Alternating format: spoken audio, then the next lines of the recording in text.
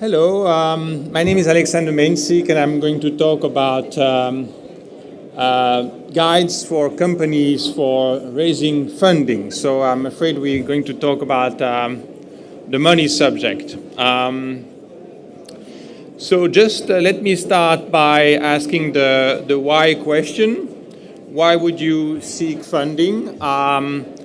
I think, I don't know if you agree, but public support remains essential, especially for the space sector. Around 40% of all companies need support. And there is money available, plenty of money on both sides of the Atlantic. We have, as you know, in agreement in the EU in December two years ago, and in the US this year. And last year, they have adopted new acts which provide a lot of public support. There is momentum. We really have a momentum going on both sides of the Atlantic. And last but not least, space can support any and all of the United Nations Sustainable Development Goals. In fact, all the parameters which we mentioned in the last presentation can be measured from space.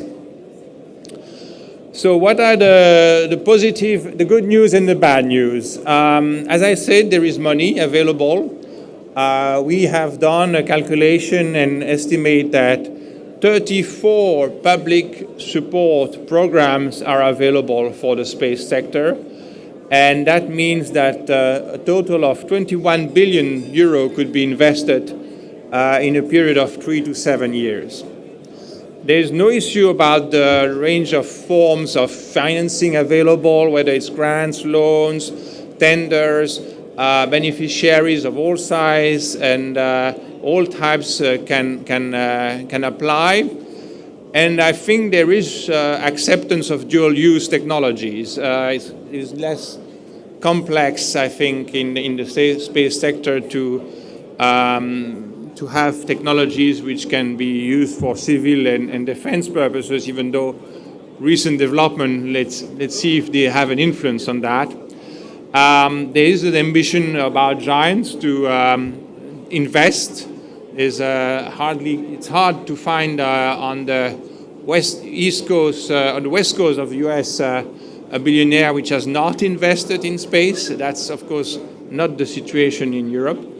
And we have an emerging ecosystem of startups. It's growing. A lot of them are present today. Having said that, what are the bad news? I think clearly the US continues to lead in the number of companies, in the amounts of investments. A big issue in Europe is the very low success rate for public support. If you apply to public funding programs, nowadays your success rate is below 10%. It could be go below 3% in certain programs. That's about a lottery. You may have more chance buying a lottery ticket than applying for public funding. It's a big issue, and I don't see an immediate short-term solution. As we have agreed, I think, during the presentation this morning, there is still a limited number of opportunities in terms of business angels, for instance, in Europe. An issue, in my view, is a focus on short-term action. Whether it's public or private, both want short-term results. That, of course, has an impact on certain projects. If you're not able to demonstrate you can change the world in 5 to 7 years, it's difficult to get funding. And something which is still striking, in my view, is that it's very difficult to navigate through the different public and private funding options in Europe. In the US, on one website, you have 1,000 federal programs, more than $1 trillion on one website. You have a one-stop shop. You don't have that in Europe, unfortunately. So my recommendations, not rocket science, but I really recommend to focus on priorities. The Green Deal is a hot topic, but also digitalization is a hot topic. In fact, by law in Europe, we have to invest 30% of 1.5 trillion euro in the Green Deal and 20% in digitalization. We have, of course, a strong focus on recovery and resilience, getting out of the crisis and increasing resilience.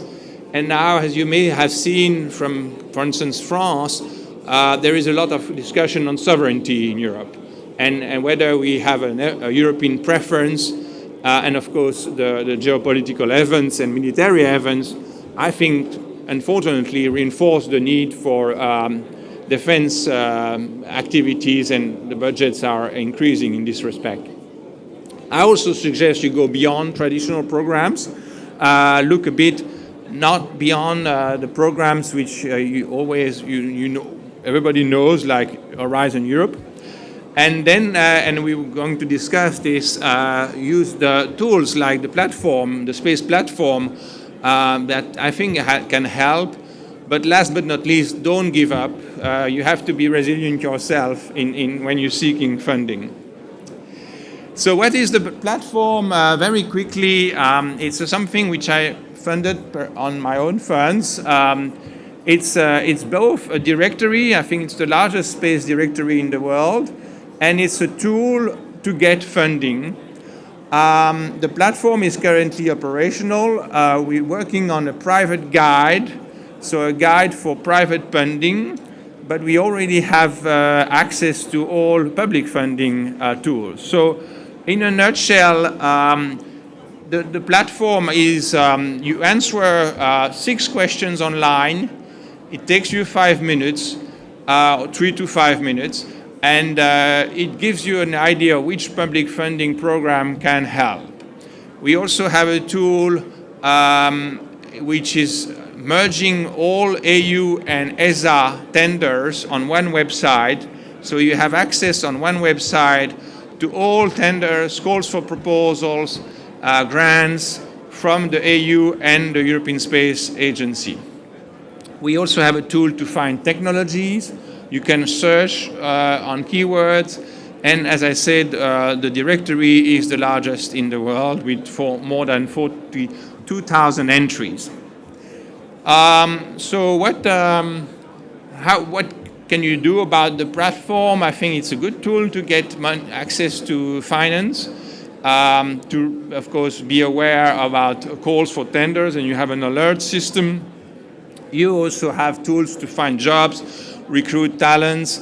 We have monitoring closely policy developments, and we have a who's who in space. So you are welcome to go to the website, spacepp.com. We have a presentation video, and I can answer any questions. And we have, of course, a team which I would like to thank for their efforts for the platform. And we have partnerships with space agencies and private institutions. And I would really like to thank also Proximum for their support. So thanks for your attention. If you have any question, let me know.